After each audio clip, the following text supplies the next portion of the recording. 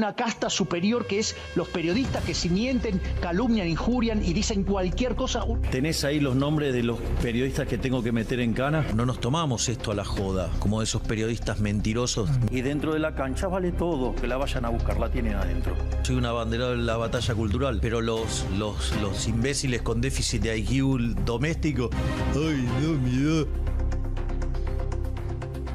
Mientras que las imbéciles de los periodistas... ¿Sabes la cantidad de periodistas que tengo para mandar a la hoguera? Las mentiras de los medios. Y periodistas ensobrados, operadores, basuras. No me venga con que son inocentes. No digo que sean tan malos como los periodistas. Digamos, raya el mal gusto propio de cerdos. Creo que es una ofensa decirle periodista así. Milei odia al periodismo. Nosotros amamos al periodismo. Suscríbete a perfil.com.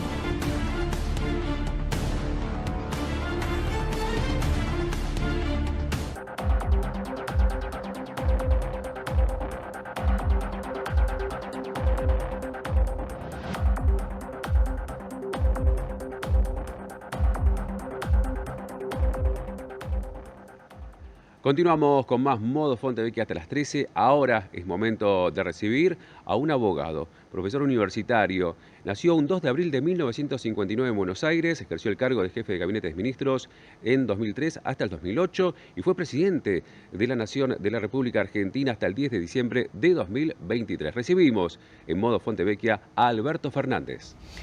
Alberto, muy buenos días y gracias por estar acá. El motivo de la convocatoria es que ayer el fiscal Argüello hizo un pedido para revocar tu procesamiento en la causa que te llevan adelante y bueno, nos gustaría que vos compartieras con nuestra audiencia de la manera más didáctica a los legos de derecho qué significa eso y qué posibilidades de que finalmente termine en que la causa finalice sin vos siendo culpable. Bueno, buen día y gracias primero por invitarme para hablar de esto, porque es un tema que a mí me preocupa mucho porque que a mí me involucren en supuestos hechos de corrupción. Es algo que me afecta personalmente mucho. Esta causa se inició como consecuencia de una nota que apareció en el diario Clarín, donde se hablaba de que yo había firmado un decreto donde se ponían todos los seguros en cabeza de una empresa del Estado que era Nación Seguros y que con eso había privilegiado enormes negocios de productores de seguros. Con ese argumento fui llamado a prestar declaración indagatoria diciendo que un decreto que yo había firmado, que era ese decreto que ponía el monopolio de los seguros del Estado en manos del Banco Nación, era un decreto que permitía una organización criminal donde se favorecían supuestos productores de seguros, entre ellos el marido de la que era mi secretaria. Bueno, repentinamente esta causa inicialmente la tuvo el juez Arcolini, que yo siempre recusé porque fue el juez al que yo denuncié en Lago Escondido y respecto de quien guardamos, él y yo sabemos perfectamente bien que guardamos una manifiesta enemistad y como consecuencia de eso la causa tuvo ese inicial irrupción, después pasa a lo del juez Casanelo, porque la causa está originalmente en lo del juez Bonadío, en el juzgado que era el juez Bonadío, y hay jueces que se van subrogando y cumpliendo las funciones de juez en ese tribunal. Llega lo de Casanelo y Casanelo repentinamente me procesa, ya no me involucra en el dictado del decreto, ya no me cuestiona el dictado del decreto, ya no me involucra en ninguna de las supuestas maniobras que me había involucrado Ercolini. Pero te procesa. Y me procesa por otro delito que es negociaciones incompatibles de la función pública. Y el argumento que usa es que yo debía haber tenido más cuidado al nombrar a mi secretaria sabiendo que era la mujer de un productor de seguros. Y lo que no atiende él es que mi secretaria durante los últimos 30 años, o sea, yo no la nombré porque saqué ese decreto y busqué a la mujer de un productor de seguros. Me acompañó siempre. Y entonces, ayer yo apelé esa decisión, pedí la nulidad del procesamiento porque a mí nunca me indagaron por ese hecho. De repente el juez Casanelo no cuestiona en nada el decreto que yo firmé. Y y pido que se revoque y se anule mi procesamiento. Y el fiscal de Cámara, que habla después que hablé yo, hace una serie de observaciones interesantes. No está de acuerdo con la nulidad que nosotros planteamos, pero dice que a mí el juez Ercolini me hizo un montón de imputaciones sobre los que nunca se expresaron si yo tenía algo que ver o no, porque el fallo se encamina hacia otro lado. Y además dice que no hay pruebas suficientes. Se critica a Ercolini y a Casanello. A uno por una cosa y otro por otra. Exactamente. Sí, entiendo bien lo que vos decís. Exactamente. Sin dar nombres, dice, miren, en la causa al doctor Fernández le imputaron una serie de hechos sobre los que nunca se tomó ninguna decisión y se le toma decisión sobre un hecho sobre el que no hay pruebas. Ahora, vos me estás hablando del fiscal de Cámara. ¿Qué pasó con los dos fiscales en primera instancia, Es el que fiscal de Ercolini y el de Casanello? El fiscal siempre fue el mismo, el doctor Rívolo, pero el doctor Rívolo no pidió mi procesamiento. El procesamiento lo dictó Casanello por decisión propia. Puede hacerlo, quiero aclararlo. Sí, ¿Y qué significa que el fiscal de Cámara pida tu sobreseimiento? Ahora la Cámara tiene que decir... No pidió mi sobreseimiento, pidió mi falta de mérito. Que hay una diferencia. La falta de mérito dice, miren, con las pruebas que hay no se puede tomar una decisión como el procesamiento. Si encuentran pruebas, veremos, pero hasta con las pruebas que hay no. Y lo que eso significa es que es como un límite al tribunal, porque el tribunal no puede ir más allá de lo que pide el fiscal. O sea, concretamente el tribunal va a dictar tu falta de mérito. Y por la posición del fiscal está obligado. Y entonces, ¿cómo termina la causa? ¿Falta de mérito queda? Bueno, no, yo quiero demostrar que todo esto es un disparate. Porque además una de las cosas que ayer le sorprendió al tribunal es que yo les comenté que esto se inicia por una nota en el diario Clarín y que aquí nadie ha tenido en cuenta que el diario Clarín, el grupo Clarín es dueño de un broker de seguros que se llama Risco, que es muy conocido en el mercado, que vive generando conferencias y actividades, que trabaja con las empresas más grandes de la Argentina y que no tengo ninguna duda que quería entrar al negocio de los seguros del Estado y que el modo de hacerlo era liberar el mercado de seguros, el mercado de seguros del Estado. Bien, pero independientemente de eso, lo que cuenta acá es el caso tuyo, si vos realmente tuviste algo incompatible con tu función, que beneficiaste al marido de tu secretario. Pero eso es un disparate, ¿eh? Primero porque yo no tengo nada que ver. Conozco a Héctor Martínez Sosa, he tenido un vínculo de afecto y lo sigo teniendo y de respeto hacia él, pero yo nunca tuve nada que ver con sus negocios, nada que ver. Mirá, Jorge, cuando María Cantero fue alumna mía, y que tu secretaria era la secretaria, la esposa de Héctor Martínez Sosa. María Cantero era alumna mía, fue alumna en el último cuatrimestre del año 89, yo acababa de ser nombrado superintendente de seguros, la llevo como secretaria mía y siendo mi secretaria conocen a Héctor Martínez Sosa. Y cuando se pone de novia con Héctor Martínez Sosa, como yo era el superintendente de seguros y Héctor Martínez Sosa tenía un broker de seguros que era de su padre en ese momento, muy importante, yo la saco de la secretaría privada y la mando a trabajar a un ente cooperativo, un ente cooperador de los productores de seguros.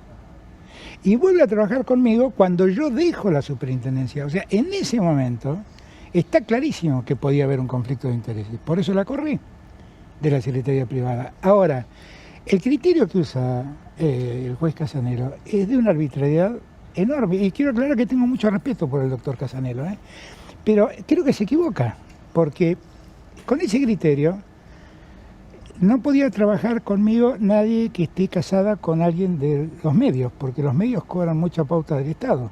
Y no podría trabajar conmigo nadie que esté casada con una persona vinculada a los bancos, porque podría acceder a información privilegiada.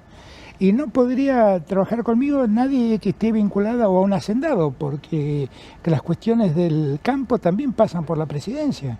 Y así podría seguir hasta el infinito. No podría trabajar conmigo la mujer de un sindicalista. Y vamos a la cuestión de fondo. ¿Por qué firmaste ese decreto? ¿Qué mejoraba? Pero ese decreto ese decreto tiene un sentido de política económica, Jorge. Lo explico. El Estado indefectiblemente tiene que asegurar sus bienes. Hasta que yo llegué, los bienes se aseguraban en empresas privadas donde los productores intermediaban y cobraban las comisiones que querían.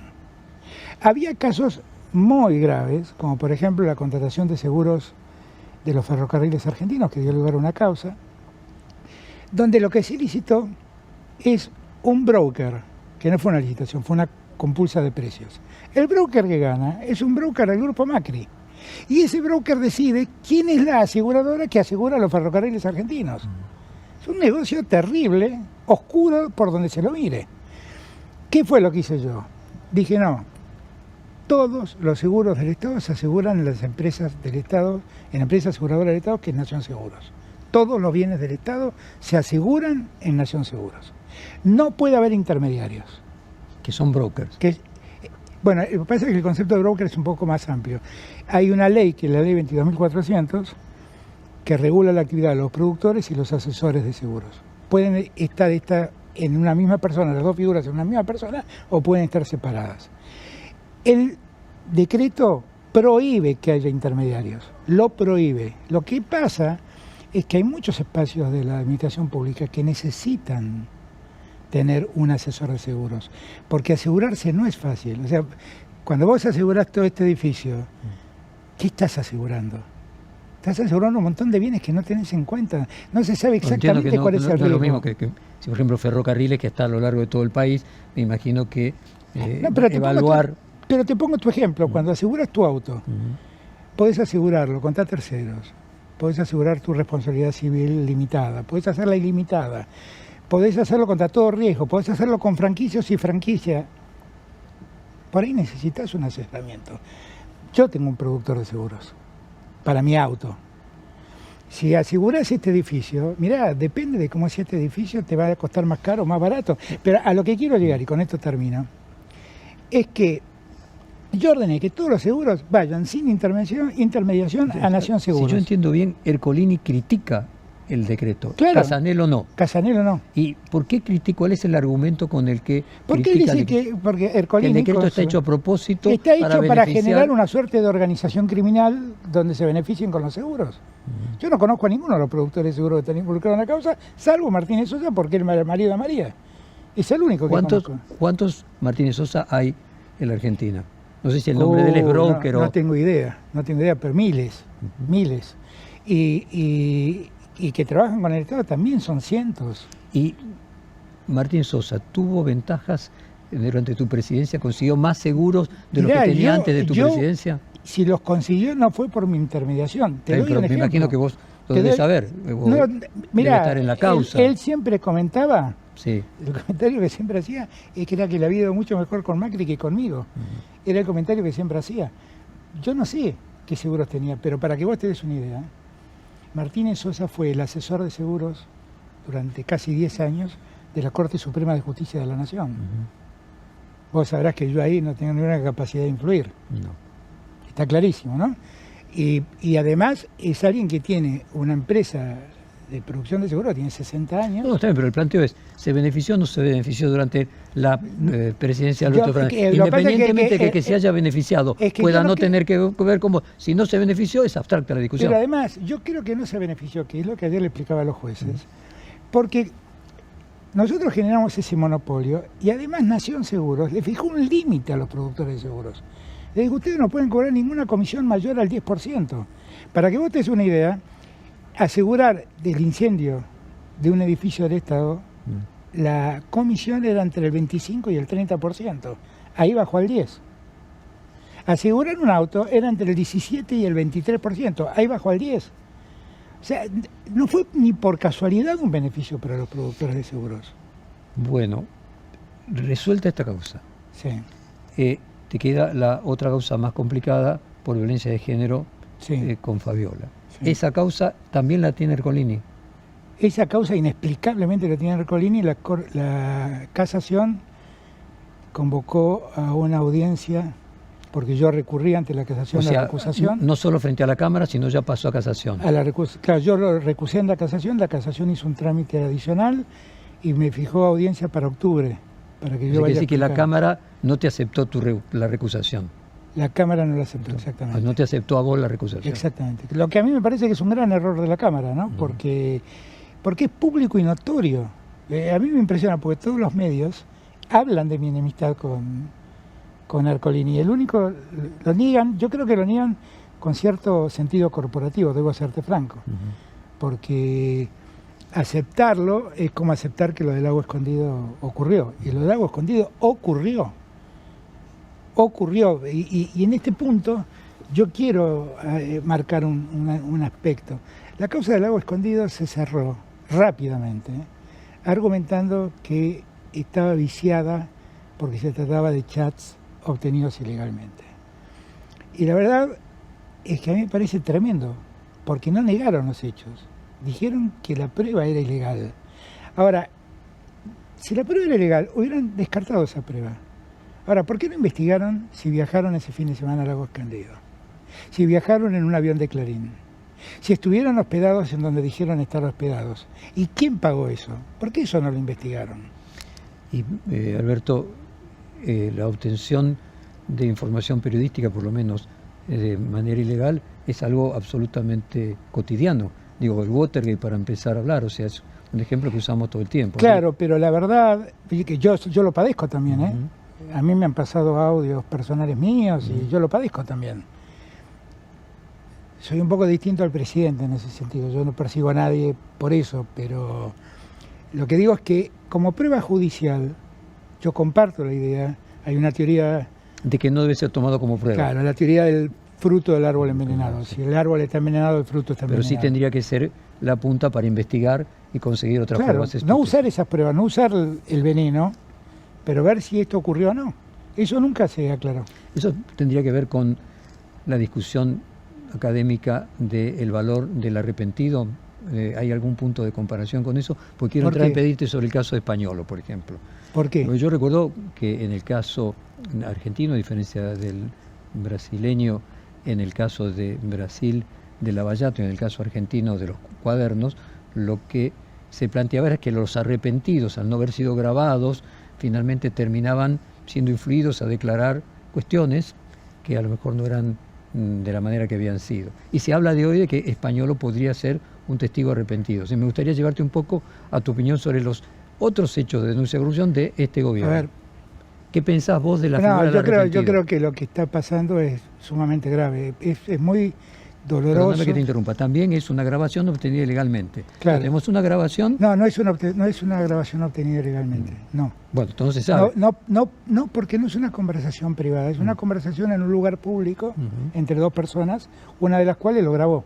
Bueno, no sabemos si una de las cuales lo grabó o alguien de los servicios de inteligencia lo grabó a distancia. Ahora, hay dos cuestiones acá. Pero en cualquier cosa sin consentimiento, para ponerlo en términos concretos. Sí, claro, pero una cosa es que alguien chupe, como se dice habitualmente, una conversación telefónica entre nosotros dos, y otra cosa que nosotros en un bar o en un canal de televisión estemos hablando, vos me estás grabando y vos digas, miren lo que está diciendo este señor. Porque esa es una declaración hecha en un lugar público. Igual que cuando dicen, no se pueden pasar las conversaciones en los despachos oficiales. No, los despachos oficiales son despachos públicos. Es más, decimos cuando levantamos un acta, en mi público despacho. Entonces, si son lugares públicos, es distinto. Un bar es distinto. Ahora, esto es un tema de debate. La jurisprudencia ha tendido a decir que si es en lugares públicos, eso no es una conversación privada. Ahora, después está la figura del arrepentido, sobre el que yo he tenido cuestionamientos desde siempre. Porque cuando vos revisás la figura del arrepentido, nos viene dado por una imposición americana, que primero se firmó en Ecuador, después se firmó en Brasil, después se usó en Argentina. ¿Y cómo se usa? Se usó para perseguirlo a Correa, para perseguirlo a Lula, para perseguir a Cristina. Así se usa. Entonces, la figura de arrepentido está muy enviciada, porque es un señor que es culpable y lo que tendría que hacer es confesar, y en todo caso el tribunal tendría que valorar que ha confesado y ser más benevolente en la pena, pero no inducirlo, porque muchas veces uno miente para beneficiarse con una eventual pena, que fue lo que le pasó a Lula. donde un señor se le ocurrió decir que una empresa le había regalado un departamento a Lula en un lugar turístico y Lula no tenía la menor idea del departamento del que hablaba, pero al señor le bajaron 5 años la pena. Nos quedan 3 minutos de programa y me gustaría tu reflexión sobre lo que pasó el domingo en la provincia de Buenos Aires y sobre estos 21 meses del gobierno libertario. Yo creo que Milei debe tomar nota de lo que ha pasado, porque más allá de que el pueblo de la provincia de Buenos Aires haya tenido esta reacción, la verdad la Argentina está mal, está en un proceso recesivo enorme y la verdad los resultados económicos que él anunció no están llegando, no están apareciendo. Milei olvida que los argentinos consumimos el 75% de lo que producimos y que si bajamos la capacidad de consumo, bajamos la capacidad de producción, si bajamos la capacidad de producción, generamos desempleo, si generamos desempleo, generamos pobreza. Yo no sé quién les hace las estadísticas a Milei, pero está equivocado, está profundamente equivocado. Y yo creo que él tiene que cambiar, y que el cambio no pasa por armar una mesa, pasa por cambiar las políticas que se están llevando adelante. O sea, nosotros hoy tenemos 20.000 millones de dólares más de deuda con el Fondo Monetario Internacional. A todo esto, incomprensible que el Fondo Monetario Internacional le diga no te puedo pagar 45 y le dan 20.000 más. Y esto vuelve a demostrar cómo el fondo actúa políticamente y no técnicamente. Cuando a mí me dijeron tenés 11.000 millones más para retirar, le dije no los quiero. No los quiero porque si no te puedo pagar 46, ¿cuánto te voy a pagar 11.000?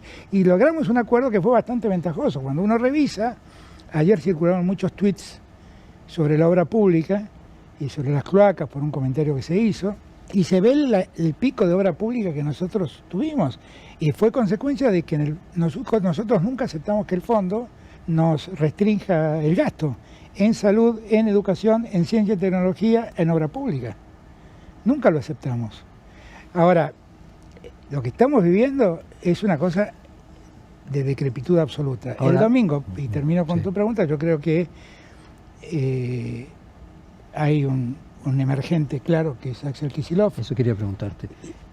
Vos padeciste tener a Cristina, digamos, continuamente sobre tus espaldas. Y todo parece indicar de que el aprendizaje de Kicillof es que si le tocara ser presidente tendría que quedar bien claro que el poder de Cristina no es un poder omnisciente que está siempre vetando lo que pueda decir. ¿Encontrás que él está aprendiendo de lo que te pasó a vos y que el camino que está recorriendo es correcto y que lo que necesita es tomar distancia de Cristina? Yo creo que no hay que tomar distancia de ningún peronista, creo que todos hacemos falta. O sea, yo creo que, por eso yo digo, te iba a decir, mira, claro, está clarísimo que ha salido un gran referente, que es Kicillof, pero ojo, hay un personaje al que no se le presta atención lo suficiente y que es el gran artífice de este triunfo, que se llama Sergio Massa, que fue capaz de unir a partes que eran imposibles de unir y que todos creímos que en un momento esto se iba a quebrar. La unidad es importantísima, es una condición necesaria para pensar en el triunfo, no es una condición suficiente. Por lo tanto, acá no hay que renunciar a nadie, acá nadie sobra, y no es este el momento para los que somos peronistas y frente a lo que está viviendo la patria. Yo soy de los que sigue creyendo que primero la patria, después el movimiento y por último los hombres. Yo que he sido muy castigado por los propios, no me importa. Yo me banco el castigo, pero lo importante es que el peronismo se recupere y que el peronismo sea capaz de volver a poner en la senda correcta al país. Yo la verdad es que creo que hay muchas cosas que se están haciendo mal. Creo que la República está lastimada porque le otorgaron a una persona que a mi juicio no está en su punto de equilibrio necesario, poderes que nunca debieron haberle delegado. Cuando leo que van a licitar el regimiento de patricios, me parece una vergüenza absoluta y hay que reaccionar. Hay que reaccionar. Más allá de que le hayan facultado a hacerlo, hay que reaccionar. No puede seguir ese poder en Milei después del resultado del domingo. No puede existir. Y a 2027 vos rescatás la importancia que tuvo Sergio Massa en este 2025. ¿Crees que Sergio Massa tendría que ser un candidato a 2027? Yo creo que Sergio Massa, siempre lo he dicho, no lo voy a decir ahora, es de las personas que más conocen el Estado Nacional. Las personas más preparadas para administrar el Estado Nacional. Creo que Axel es un extraordinario gobernador y puede ser un gran presidente también, ¿eh? No, esto no va en desmedro de Axel. El peronismo tiene dos candidatos. Yo creo que hay dos ¿Y candidatos vos crees que habría que resolverlo? que emergieron el domingo, creo yo. ¿Crees que habría que resolverlo a través de una PASO? Yo creo que cuando el peronismo más le consulte a la gente, más va a movilizar a la gente y el que salga electo, más fuerte va a ser. ¿A vos te gustaría entonces una PASO entre Axel Kicillof y Sergio Massa en 2027? No, bueno, yo no sé si me gustaría una PASO, digo, si hubiera un acuerdo, si hubiera una definición, qué sé yo. Lo que digo es que no le tengo miedo a la PASO. No le tengo miedo a la PASO. Yo nunca le tengo miedo a que la gente opine. Nos pasamos 3 minutos, le pedimos disculpas al programa que nos sigue. Muchas gracias, No, gracias por estar acá gracias, y le damos pase al locutor. Finalizamos una nueva emisión de Modo Font TV, que los esperamos mañana, como siempre, de 10 a 13 en el aire de Net TV. Hasta mañana. Modo Fontevecchia. La rebeldía de la moderación. La rebeldía de la moderación. Modo Fontevecchia.